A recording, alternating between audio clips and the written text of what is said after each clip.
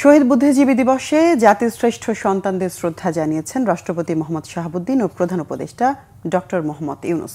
এ সময় যুদ্ধাহত মুক্তিযোদ্ধা, প্রধান বিচারপতি ও উপদেষ্টা পরিষদের সদস্যরা উপস্থিত ছিলেন। জুলাই সনদের ভিত্তিতে নতুন বাংলাদেশ গড়ে উঠবে বলে আশা মুক্তিযুদ্ধ বিষয়ক উপদেষ্টা ফারুক আজমের। রিপোর্ট করছেন সিকান্দার রেমান।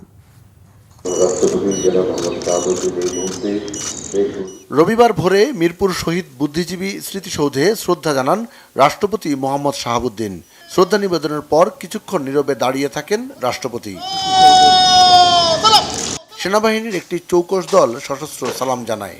এ সময় বিউগলে বাজানো হয় করুণ সুর।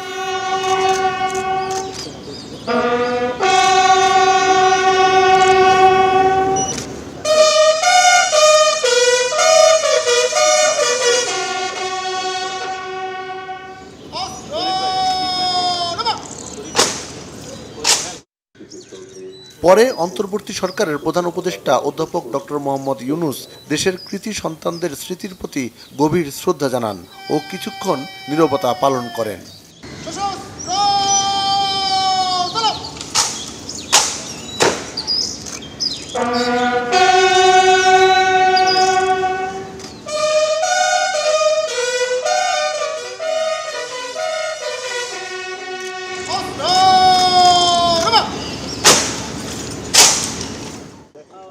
প্রধান উপদেষ্টা শহীদ বুদ্ধিজীবী পরিবারের সদস্য, যুদ্ধাহত মুক্তিযোদ্ধা, প্রধান বিচারপতি ও উপদেষ্টা পরিষদের সদস্যদের সঙ্গে কুশল বিনিময় করেন।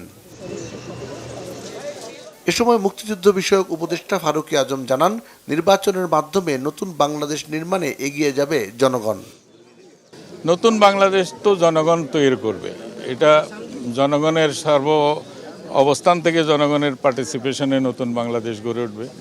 সামনে তো একটা নির্বাচন আসছে, সেই নির্বাচনে জনগণ অংশ নেবে, আনন্দ উৎসবের সাথে অংশগ্রহণ করবে এবং তার পরবর্তী পর্যায়ে জনগণের মতামতের ভিত্তিতে যে সমস্ত সরকার আসবে বাংলাদেশে আগামী ভবিষ্যতে, তার জন্য একটা জুলাই সনদ হয়েছে, তারই ভিত্তিতে নতুন বাংলাদেশ গড়ে উঠবে। অন্তর্বর্তীকালীন সরকার পুরো জাতিকে সাথে নিয়ে একটি বৈষম্যহীন ন্যায়ভিত্তিক বাংলাদেশ গড়ার কাজ করছে বলেও জানান উপদেষ্টারা। ওরা ভেবেছিল জাতির শ্রেষ্ঠ সন্তানদের শহীদ করার মধ্য দিয়ে এদেশের স্বাধীনতা, সার্বভৌমত্বের যে আশা আকাঙ্ক্ষা তা স্তমিত করে দেওয়ার জন্য।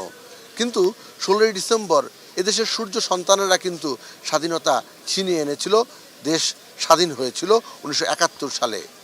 এত বছর পরে এসে 2024 সালের 5 আগস্ট আবারও সেই ছাত্র জনতা মিলেই এদেশের মানুষকে নতুন করে আশার আলো দেখিয়েছে।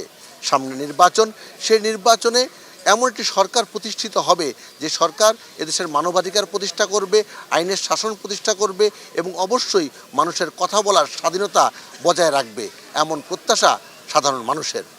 সিকান্দার রেমান, বাংলাভিশন, মিরপুর শহীদ বুদ্ধিজীবী কবরস্থান, ঢাকা।